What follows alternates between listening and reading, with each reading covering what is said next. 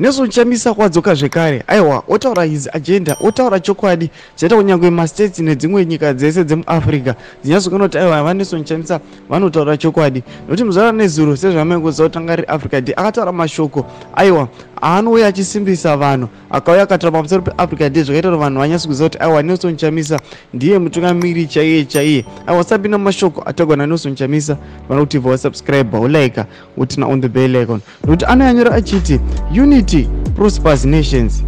Every kingdom divided against itself will be ruined, and every city or household divided against itself will not stand. Matthew 12:25. Blessed Sabbath, my beloved ones, God is in it.